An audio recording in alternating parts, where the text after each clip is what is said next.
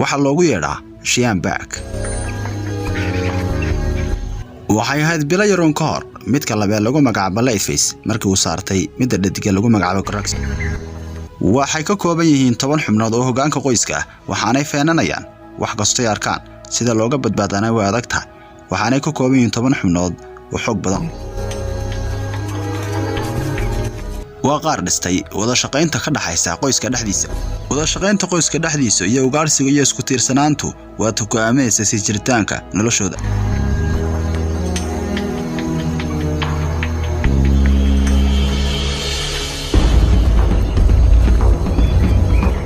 yeyda ama ay duureedku markay uga dheereeyaan waa qaar aad iyo aad u dheereeya. waa qaar aragti dheer isla mar ahaantaasina ayga 30 kilogram qaniyadiisu waa mid halis badan oo aan laga soo waaqsanayn. inta badanna waxay u ugaarsadaan tiim ahaan taasoo isu bedbedelaan ugaadha midba midka kale. hatta waxay burburi karaan ilkihiisa hoose lafaha ugu adag. waxaanay ku hubaysay ilkaha hoose oo si toos ah uga dhaxbaya hilibka laftana cuskanaya. inta la ogyahay waa xayawaanada ugu guusha badan leh xagga ugaarsiga marka ilkahooda lagu dhufto 10 ama 20 oo ay wada socdaan waa qaar aad iyo aad u halis badan.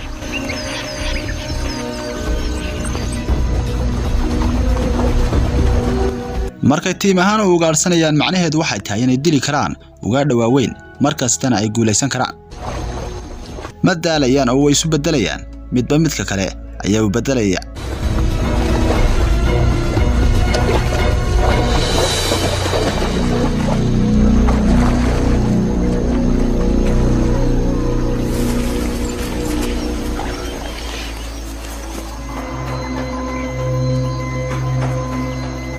qoyskan lagu magacaabo Shiambak waa qaar iyagu iskood soo ursaday isla mar ahaantaasina iskoo haystay. waxay ku nool yihiin goob dagaaleed aad u adag oo isugu jirta buuraley iyo dhul daaqsimeed. waxay ku nool yihiin goob taayireen nagaar in lagu magacaabo Inflosi Game Reserve waxaana sidoo kale ku nool xayawaano ay ka mid yihiin libaaxa oo inta badan halkani kaga qaada raqdooda iyo sidoo kale ruuga oo ka riixinaya isaga laftiisu. goobta yar ee lagu magacaabo Inflosi waxay ka kooban tahay maroodiyada, wiisha, doofaarka iyo waliba xayawaanada kale ay ka mid tahay lo'da. sidoo kale goobtani waxa ku nool baasha loo yaqaan deerada taasoo aad iyo aad u tiro badan.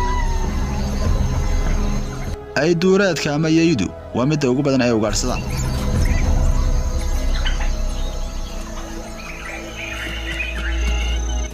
balse ugaadha halkan ku nool waxay soo jeedataa ugaarsadayaasha kale.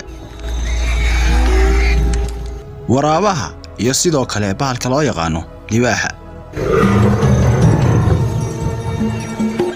ugaarsadayashan xoog badan leh yeyda waxay ka riixan karaan raqda.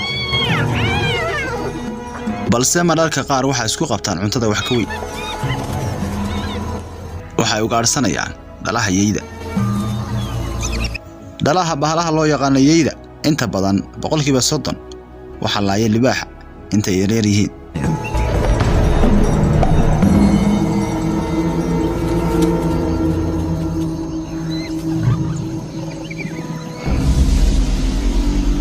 Shiambak waxa iska ilaalinayaan inay noqdaan kuwa iyaga la ugaarsado waxaana isku dayaan inay ku guuleystaan ugaarsigooda si ay uga hortagaan khasaaraha isla mar ahaantaasina ugaarsigooda ugu guuleystaan waa inay la yimaadaan xirfad.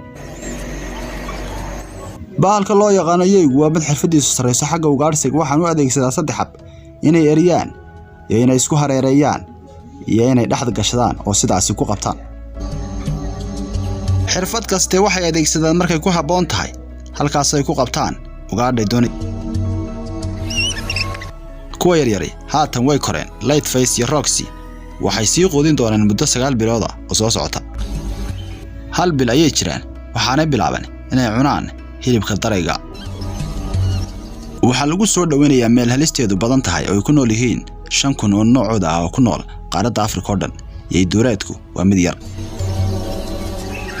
Leatface oo ah mid lab ahna aabaha dhalay ku yaryar waxa uu ka mid yahay hoggaanka qoyska waxaanay haadba u duulayaan halkay ugaadh ku arkaan.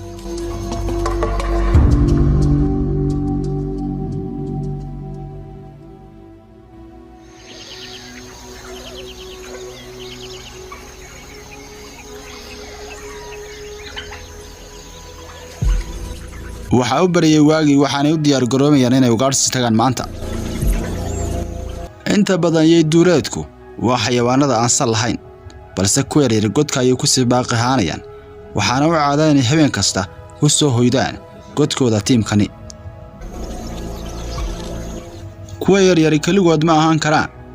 hooyadood Roxina waxay doonaysaa inay ka qayb qaadato ugaadhsiga maanta balse ku yaryar ee dhadiga mid ka mid ah ayaa looga tagayaa sida uu sii ilaalisa ku yaryar. tan macnaheedu waxay tahay mid ka mid ah ayaa ka maqan. waxay bilaabayaan socdaalka ugaadhsigooda iyagoo raacaya meelaha bannaan si ugu fududaado socodkooda kaymahana indhaha la raacaysa uga helaan ugaadh. socdaal gaaban markay socdeen ishoodu waxa qabatay waxay raadinayeen waa deerooyin.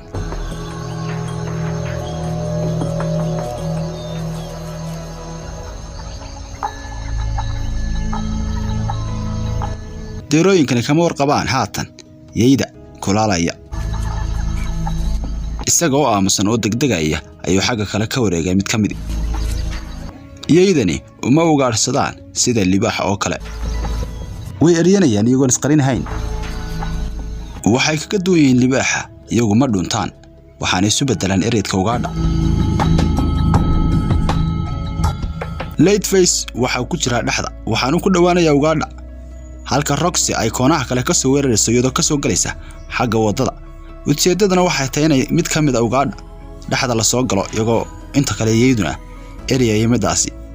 waxaana ujeedadu tahay in taas dhaxda soo gasho isla mar ahaantaasina hadhow ay wada qabtaan sidaasina ku calfadaan.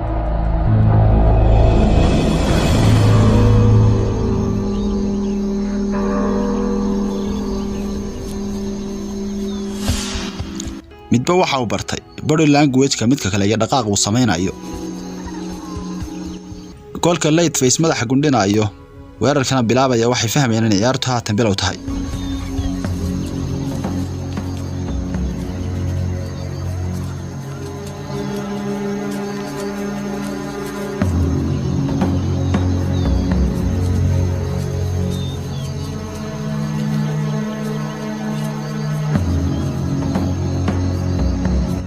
Leatface isagoo ka soo bilaabay dhaxda waxa uu si toos ah u bilaabay weerarka.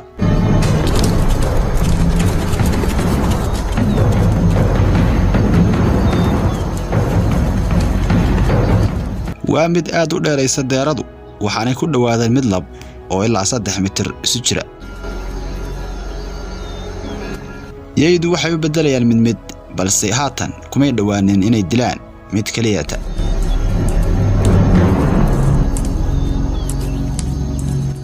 Leatface eriyad badan kadib wax natiijo ma u keenin. deeradu waxay ka dhigan tahay mid istifaaday maanta. waxay isku dayayaan inay mar kale weeraraan waxaanay dhamaystirayaan shaqadooda waxaanay isku diyaarinayaan hab xirfadaysan oo weerar kala.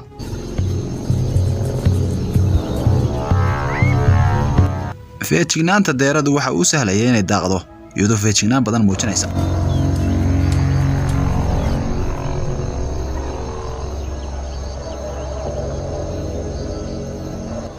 waxaanay waajahaysaa weerar mar labaad.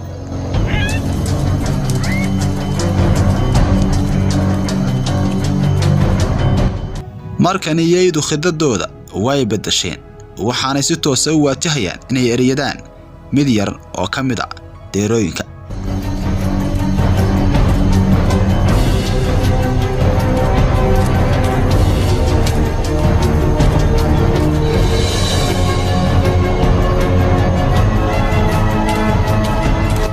deerooyinka eryanayeen waxay sidoo kale afka uga galeen koox libaaxiya. tanina waxay khatar gelinaysaa nolosha deerooyinka oo u dhaxeeya laba ugaadhsade.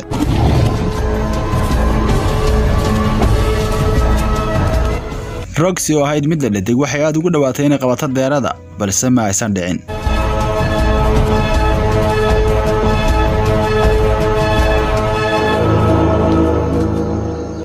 orod dheer kadib si kadis ayay u istaagtay.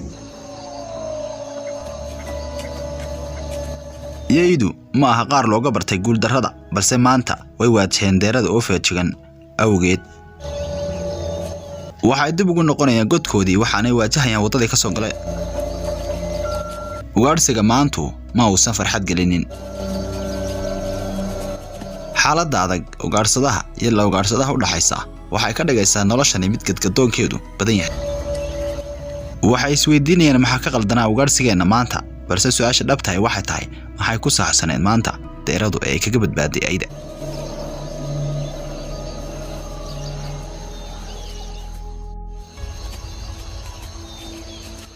waxay waajahayaan godkoodii iyagoo ay ka muuqato macluul aad iyo aad u daran. waa waxaan looga baran guul darrada badan ee 2 jeer ku dhacday kuwani, waxaanay waajahayaan macluul caawa. haddaynu dib ugu celino ugaarsiga halkii khaladadu ka yimaadeen.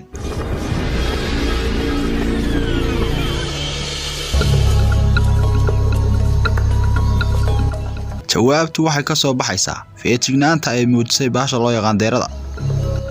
miyaa ay yeydu lumiyeen waxyaabo u dahsoonaa oo ay qabsan karayeen? jawaabtu waxay noqonaysaa haa, deeraduna waa ku faa'iiday inay wada noolaato koox ahaan. indhaheedu waa qaar gees kasta wax ka arki kara, waana qaar waaweyn. taa waxa u dheer dhagaheedu aad iyo aad u fiiqan, maqli karana jabaq hoose. natiijada dib u eegistu waxay ku soo ururaysaa feejignaanta baasha loo yaqaan deerada, taasoo inta badan samaysa meel goob ah oo loo yaqaan flight zone. ugaarsada kastaana oo inta badan ku fashilmo. ugaarsada kasta wuxuu isku dayayaa inuu soo dhex galo goobada, kadibna uu ka naxsado deerada, kadibna mid ka mid ah dilo. balse kooxdani uu hogaaminayo Leatface way ku fashilmeen inay dhex galaan goobada, isla mar ahaantaasina taa beddelkeeda waxay isku dayeen inay eryadaan deerada, qaar ka midana orad ku qabtaan.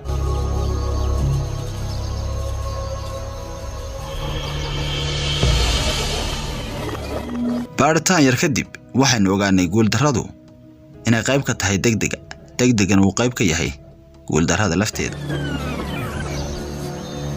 kolka yeydu weerar qaadaan, deeradu waxay isku dayaysaa inay jihada ka lumiso yeyda, iyadoo deeradu kolba korboodaysa ilaa 2 mitir. miisaanka deeradu ma aha mid culus, waxaanay la qabsatay inta badan inay korboodo.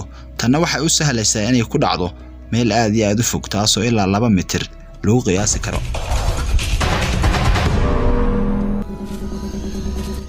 waxaana lagu qiyaasaa xayawaanada ugu fudud xagga orodka.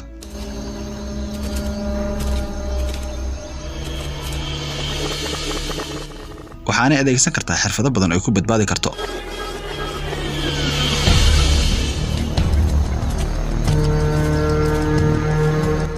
mararka qaar waxay korboodaa 2 mitir iyadoo labada damba kala bixinaysa. tanina waxay dhoolatus u tahay iyaga oo fariin loo dirayo. waxaanay leedahay waan ka orod badanahay, kaana energy badanahay.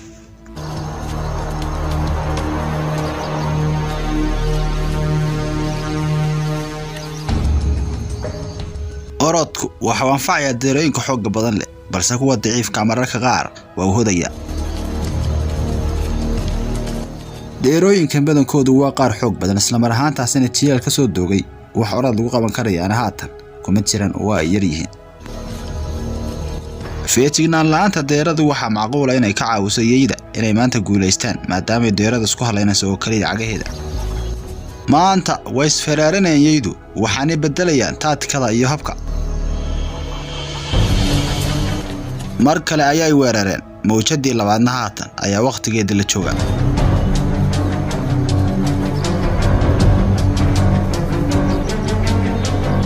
waxay ballaariyeen laynkoodii lagu magacaab jiray skirmishline, iyagoo qaar ka mid ah xagga kale ka dhaafay, halka qaarna xagga bidix ka dhaafeen, mid ka midna xagga hore ka soo horqabataynayo. waxa macquul ah haatan inay shaxdoodani natiijo cusub keento. dhibaatada ugu weyni waa midkan. ugaarsiga iyo natiijadiisii waxa laga qoostay markii la galay xuduudii libaaxa.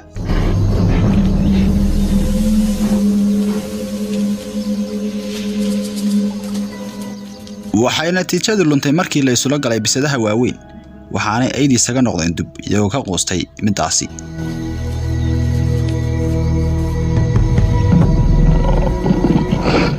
tanina maaha kaligeed nasiib wanaag libaaxyadani ma aha qaar xiiseynaya inay ugaarsadaan deerada iyo eegatoona waxay burasideen haddii naftooda la baxsadaan balse laba ka mid ayayda ayaa gees maray libaaxyada balse mar kale ayay maanta gaajo kula caraabayaan godkii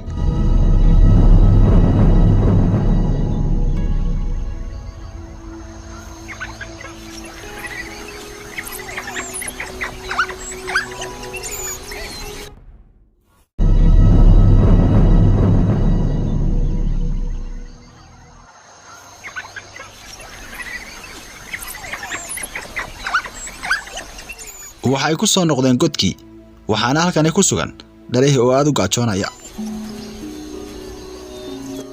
waxay sugayaan kooxdii waaweyneed waxay sugayaan cunto maalinle haddii waayaanna waxa ku dhacay dehydration mana korayaan balse guul darradu waa qayb ka mid ah noloshooda waxa dhalay oo gaar u dhalay Leatherface iyo Roxy balse mas'uuliyad ba ka saaran qoyska dhan mid kasta oo iyaga ka midi waxa uu ku caawinayaa inuu quudiyo ku yaryar isla mar ahaantaasina inuu naftiisa khatar u galiyo inuu iyaga badbaadiyo run ahaantii waa qaar aad u da'yar isla mar ahaantaasina aan qaangaarin weli gaajadu waa midda ugu daran ee cadowgooda koobaad ah marka deegaankana la joogo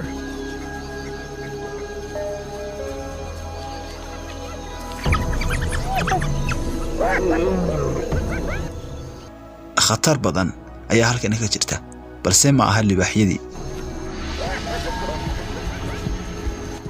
waa bahalka loo yaqaan waraabaha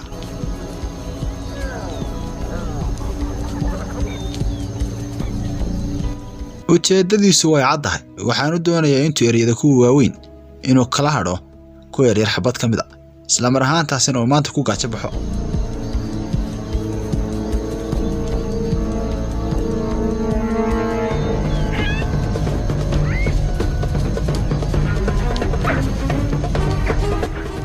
inay wada shaqeeyaan isla mar ahaantaasina group ahaan isu difaacaan waa qodobkooda koobaad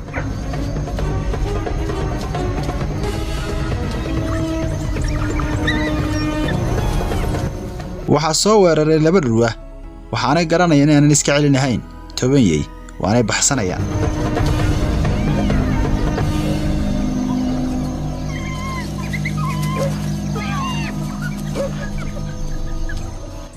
kuwa yaryari way badbaadeen balse way gaajoonayaan shiyaan baakna waa inay mar kale ugaadhsi tagaan si ay u sii noolaadaan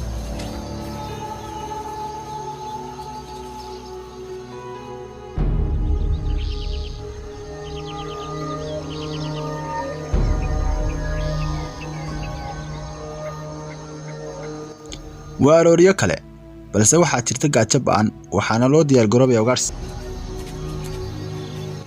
guul darradii shalay soo gaadhay kadib shiyaan baak waxay isu diyaarinayaan ugaadhsi ay ka go'an tahay maanta inay guulaystaan dhammaantoodba waxay isku diyaariyeen ugaadhsi waxaana isku feereeyaan kaymaha sidii caadiga ahayd balse deeradii halkan way ka tagtay waxaa ka go'an maanta inay guulaystaan tanina waxayna tusaysaa isbeddelkooda istiraatiijiyadeed iyo isfeeraarintooda inay tii hore ka duwan tahay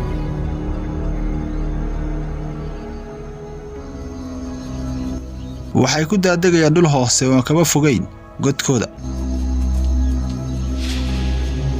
isla markiiba waxay la kulmeen bahal aad u xoog badan oo aanay waxba ka qaban karahayn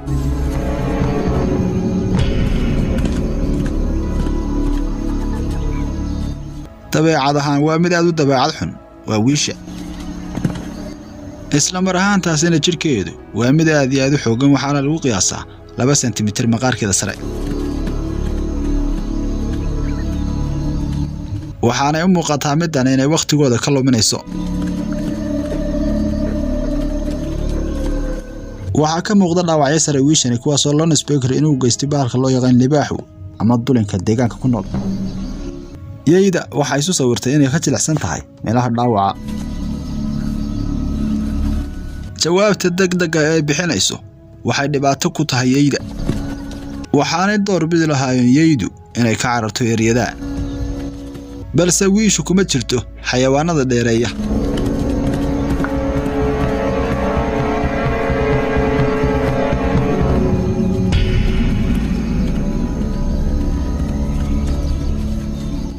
ugu dambeyntii way iskaga huleelan, waxaana dhacay waxay filayeen iyo guuldaro.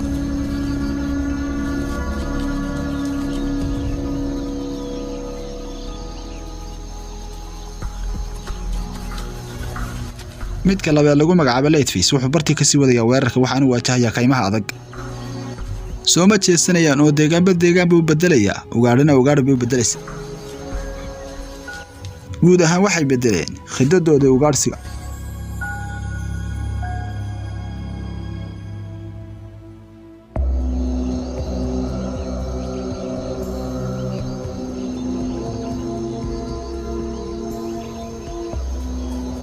guud ahaan yeydu waxay bedeleen khidadii, haatan waxay isticmaalayaan habka dabinka, isla mar ahaantaasina mid ka mid ayaa la diraya.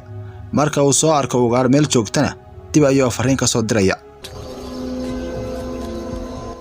waxaynu ku macnayn karaa oo kaliya waa sahantagii qoyska. 1 kiiloomitir kadib waxa uu uriyay u eeg mid uu doonayay. cabaar kadib waxa uu muuqday wuxuu doonayay. waa bahalka loo yaqaano goodirka oo inta badan ay aad isugu eeg yihiin bahalka loo yaqaan biciidka. waxay isku qoys yihiin ama ay wadaag yihiin dheerada iyo biciidka. inta badan waxay u wada socdaan koox yar, balse inta badan mid ka labi waa kaligii. waxaana inta badan u wada shaqeeyaan tiim ahaan sida dheerada oo kale. haatan sahanka waa guuleystay, waxaana indhaha lagu hayaa ugaadh, isla mar ahaantaasina waa xilligii la diri lahaa jabaqda iyo baaqa qoladii kale. way isdiyaarinayaan, waxaana isu diyaarinayaan halkii jabaqdu ka timi. midkii sahamiyey ee kaliya wuxuu isku dayeen ugaadha soo didiyo qoladana ay isfeeraarisa, isla mar ahaantaasina ay ku soo dhawaadaan ay qabtaan.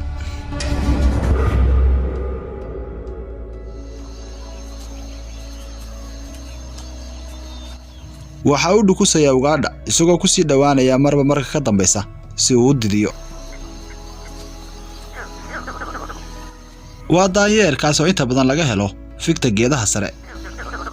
waa inuu iska qariyo indhaha daanyeerka. waxa uu mar walba indhaha ku haynaya ugaadha. yeygu waxa uu indhaha ku hayaa dhaqdhaqaaqa goodirka, balse goodirka laftiisa ayaa wax dareemay maanta, dhagta ayaana taagan.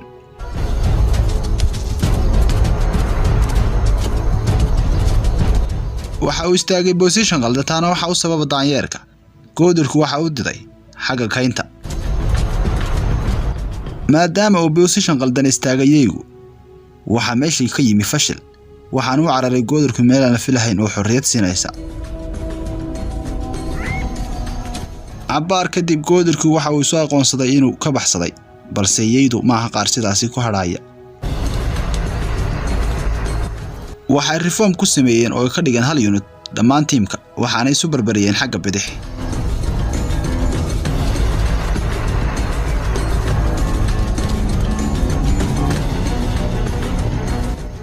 waqti yaroo kooban kadib mar kale waxay indhahooda qabteen waxay doonayeen.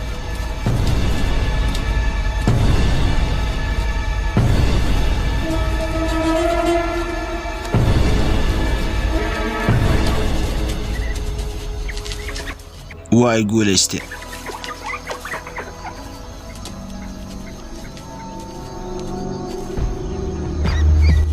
gaajo badan iyo guuldarro badan kadib waa ay guuleysteen.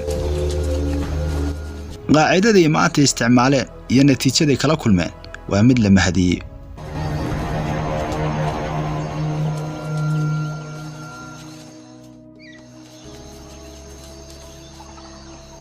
kuwani waa qaar aad iyo aad u halis badan, neefkana waxay ka dhigayaan lafacad. sidee ayay ku timi guushani? sidee ayay ugu suurto gashay inuu markii hore baxsado goodirku yeydu sidee bay mar kale u yeesheen gacanta sare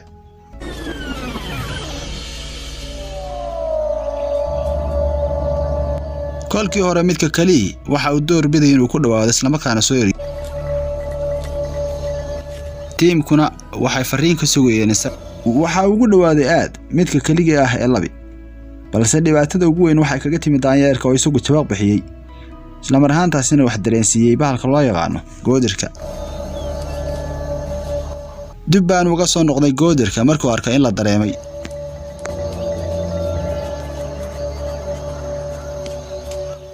sidee ayuu u dareemay goodirku in halkan ku jiro yeygu isla mar ahaantaasina uga baxsaday markii hore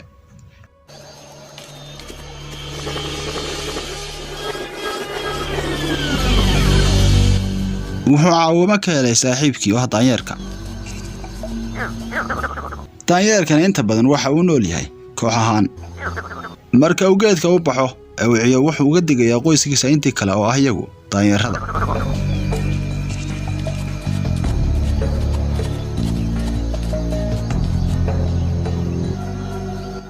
goodirku waxa uu la qabsaday jabaqda daanyeerka markastoo ciyaan waa markastoo khatar soo wajahdo waa mid aad iyo aad u nasiib fiican balse yeyda laftoodu waxay haystaan hub u qarsoon aragtidoodu waa hubka koowaad ay adeegsadaan balse sidoo kale waxay leeyihiin laba dhagood oo aad iyo aad u fiiqan maqalka dhagahoodu waa mid aad iyo aad u dheer waana dhaga fudud yihiin waxaanay ku labanlaamayaan maqalka bini'aadanka oo kale yeyga ama ay duureedku waxa uu dhagta ku leeyahay 19 muruq taasina waxa u sahlaysaa in dhagtu u dhaqaaqdo gees kaste kuna la socon karaan xagga u dhaqaaqdo ugaadho waxay maqli karaan geesta u carray goodirku iyagoo u dhaweey waxaanay markiiba sameeyeen go'aan degdega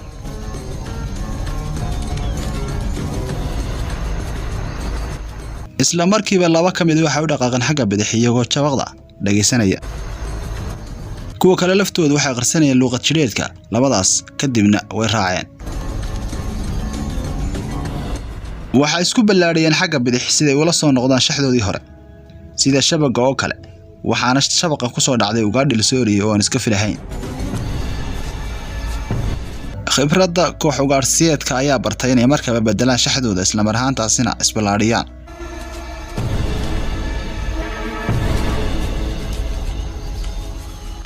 kadibna waxay heleen abaalmarintii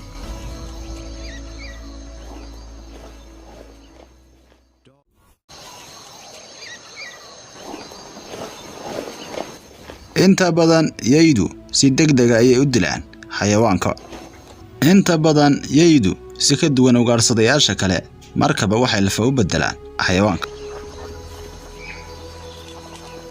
badankoodu way ka howleeleen waxaanay mariyeen raqda badankeedii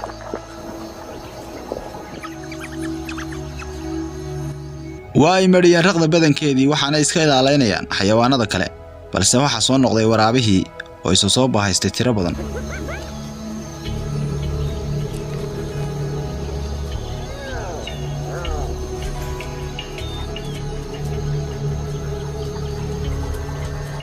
waqti badan ayay daba socdeen iyagoo doonaya inay ka xadaan raqda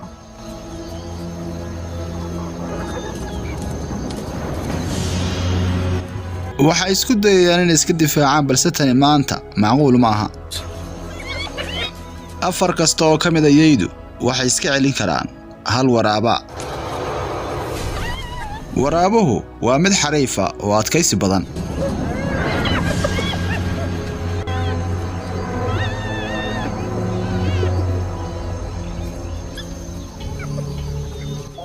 nasiib wanaag yeydu raqda badankeedii way quuteen sidaas oo tahay raqdani uma qalanto wax lagu dagaalamo inta kadib way ka hariyeen goobta waxaana ku carraabeen godkii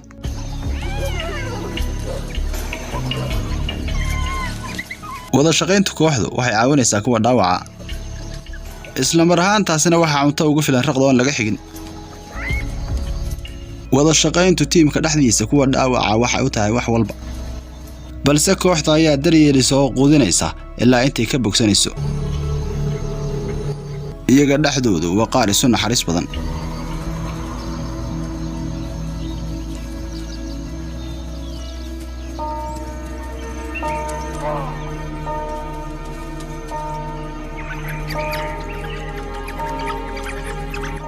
godka waxaa ku sugaya qaar yaryar oo gaajoonaya isla mar ahaantaasina ka orinaya raqda.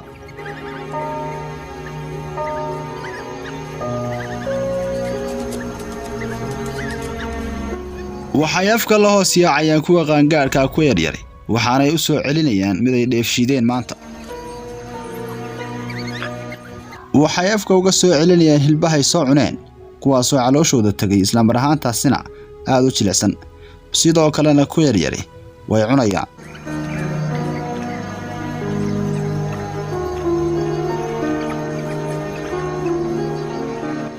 ugaarsi iyo tacab dheer oo muddo qaatay kadib maanta waxay ku nasanayaan geedaha harkooda oo aanay muddaba fadhiisan.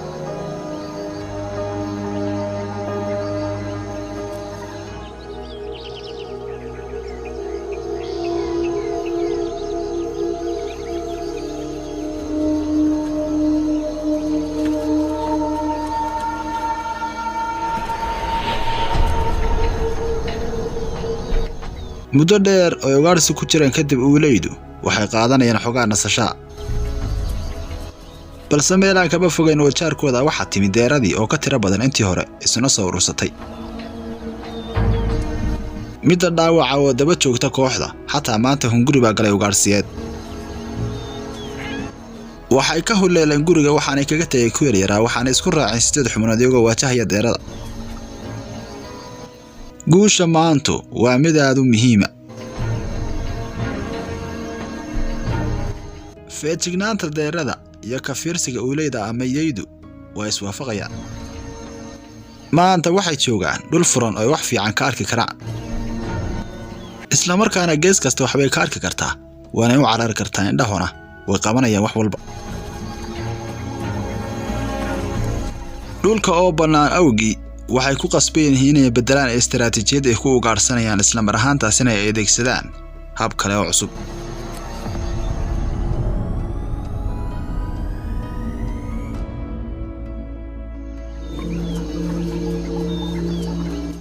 waxay dugsanaysaa geedaha iyadoo xoog badan deeradu meelaan kaba fogeyn yeyda.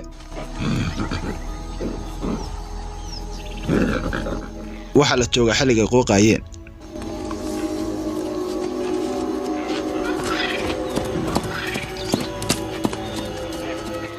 waxay isku dilayaan kuwa dhadig balse khatarta ku gadaaman ma oga.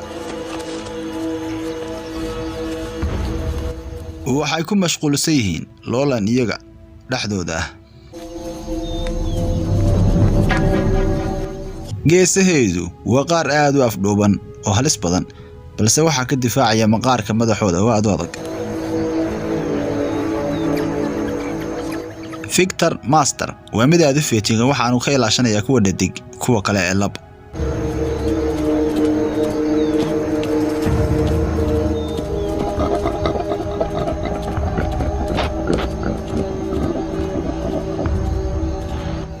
tamar badan waxa uu ku bixinayaa inuu ismuujiyo isagoo bilaabaya qalaadis iyo orgeyn. ay duureedkuna waxa uu ka faa'iideysanayaa daciifnimo kasta oo iyaga dhexdooda.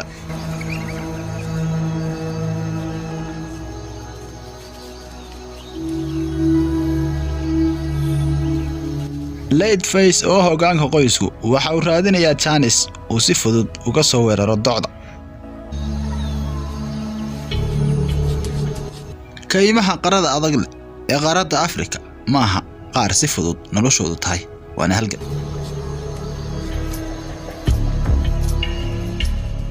deeradu waxay joogtaa dhul siman kaasoo u dhow biyo mareenka. yeydu waxay isku fidinayaan dhulka si ay gees kasta uga soo dadiyaan isla markaana u ugaarsan karaan. maanta qorshuhu waa ka duwan yahay sidii hore. waxa la doonayaa in deerada la didiyo lagana doorto koox yar. kooxdana lagala sii dhaxbaxa mid kamid ah tan la hareereeyo kadibna dhulka la dhigo oo la cuno.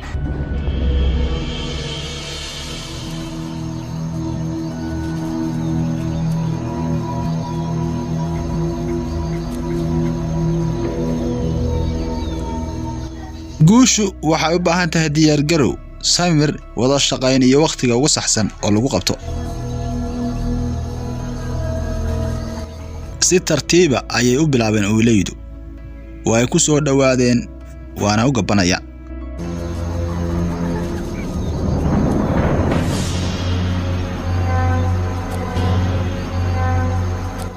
waa ku dhawaaday uulaydu ilaa uu aad ugu soo dhawaaday hoostana ka soo gal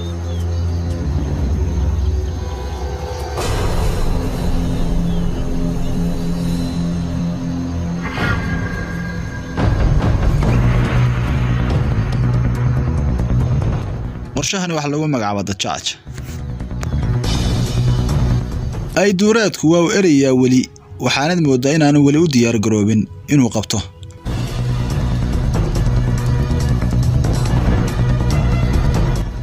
yeyda inta badan mid kasta waxa uu tijaabo ka qaadayaa midda ugu dhow midkani waxa uu inta badan eryanayay mid lab oo deera isla mar ahaantaasina waxa uu farriin u dirayaa qoyska intii kale isagoo leh midkani aynu dabagal balse qaar kale ayaa waxay doorteen mid yar oo dhadiga taasina waxay ku keentay tafaraaruq isagoo mid labi gees orday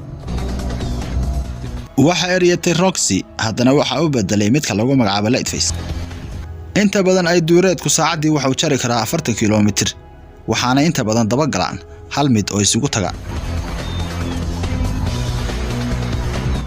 waa mid xoogan oo orod badan isagoo ku waajahan geedaha waaweyn inuu ogeyn talo maanta inuu ku baxsan doono waxaanu suugayay tamartiisa oo dhan sidoo baxsado tanina waxay u muuqataa maanta shabaqa u dhigeen inuu midkani si tartiib ah ugu dhacay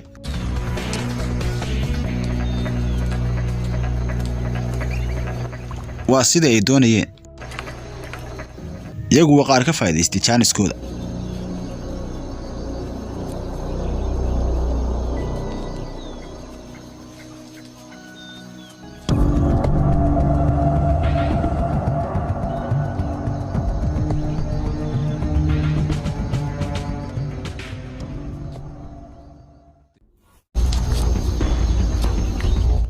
iyaga dhaxdooda ayaa istagaalaya waxaana u kala jajabayaan gurubyar yar taasna halis bay ku tahay ay duureedku iyagu faa'iido weyn ay ku qabaan deeradu waa mid aad u feejigan isla mar ahaantaasina way adag tahay dhexdeeda la galo ay duureedku waxa uu doonayaa inuu kala jajabiyo kooxo yar kadibna uu qayb ka mid eryado balse maanta waa uu ku fashilmay oo deeradu hal dhan ayay u didda mid kasta oo ka mid ah deerooyinku waxa uu doonayaa inuu khatartani ka libdhow ka qarsoomo deeradu kolka ay dido way firdhanaysaa iyadoo aad iyo aad u fogaanaysa inta kadib uulaydu ama ay duureedku shaxdi way bedeleen waxaanay ku tala galeen inay sameeyeen eryada dheer iyagoo mid ka mid ah deerada geesu la baxaya guud ahaan qorshaha way bedeleen waxaanay dejinayaan shax cusub taasoo tamartooda oo dhan isugu geynayaan hal mid kadib markay arkeen mid lab oo ku ordaya xawaaro hoose iyagu xawaaro sare ayay ku soo yaaceen isla markay xawaaro sare ka ordaan muruqyadooda waxa la siinaya oxygen degdega oxygen-ta la siiyay isla markaaba waxay ka caawinaysaa inaanay dareemin wax daala shaqadoodana si fiican u qabsadaan balse la mid maaha deeradu iyadu way ka hordaalaysaa balse way ka xawaaro badan tahay in badan ujeedadoodu maanta waa inay hal mid isugu tagaan dhammaantood waxaana ka caawinaysa khibradda ay u leeyihiin iyaga oo koox haday hal dhan ka weeraraan Chance Beheles deerada ay ku baxsan karto taa beddelkeeda Chance-kaas ayay ka dilayaan waana isballaarinayaan si ay qaar ka mid ah ugu tagto kooxays tiraahdo baxsan deeradu hal mid oo kaliya ayaa soo eriyanaya ay duureedka halka kuwa kale ay sugayaan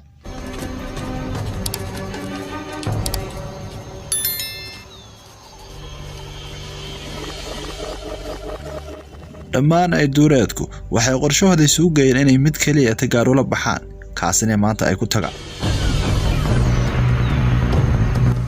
waa kaymad shaqo aqoon badan oo ma laha qoyskiisina gaar ayaa looga saaray inuu baxsado ayuu tamartiisa isugu geeyay waxaana ku waajahan yahay harada waxa ku daba jira raxandhan taasoo isaguna eeganaysa maanta waxa uu jeclaan lahaa inuu ku dhex jiro qoyskiisii doorooyinka kadibna khatarta kaga gaban karo. Ay duureedku waxay doonayeen ayay heleen waxaanay u dhowdahay inay u suurta gasho. Way isku ballaarinayeen iyagoo harada ku aadinaya kadibna iyaga ayuu si kadisa ugu soo jeesanayay isagoo biyaha ka cabsi qaba.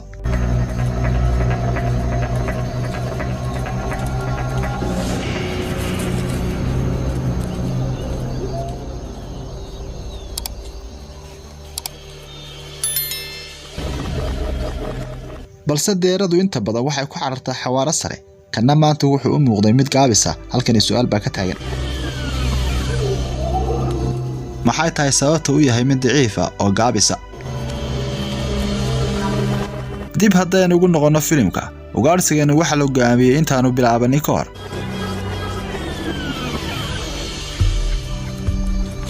iyo kuwa dhadiga qoyska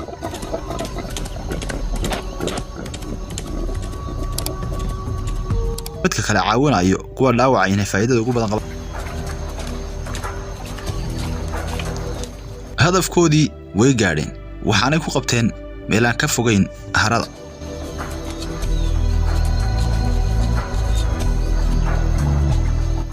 markasta nidaamka iyo xawaaruhu waa biyo kama dhibcaan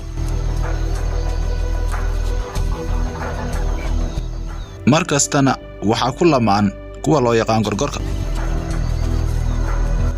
midkaasi maanta waa gacan galay waxaanad moodaa xiriirka qoyska dhexdiisu marka ka dambaysa inuu sii xoogaysanayo xirfaduna sii horumarayso Leatherface waa midka ugu dambeeya ee ka dul tagay raqda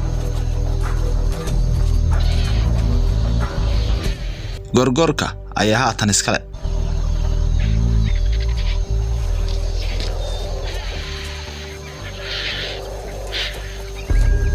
waxa ku jira xayawaanada ugu guusha badan xagga ugaarsiga dunida kuwa badbaada ee ku soo biiro qoyska waxay si toos ah u saameynayaan xuduudda iyo sidoo kale cadawga ku wareegsan Chaniska tira badnaantu waxa uu iyagu yahay wax walba taasoo u suurta gali kara inay xuduud badan qabsadaan isla marhaantaasina guushooda ay aad u badato sidoo kale waxa la bari doonaa xirfadda iyo istaraatiijiyadda ay ku guuleysan lahaayeen midda ugu muhiimsan waa wehelka isweehaysanayaan midba midka kale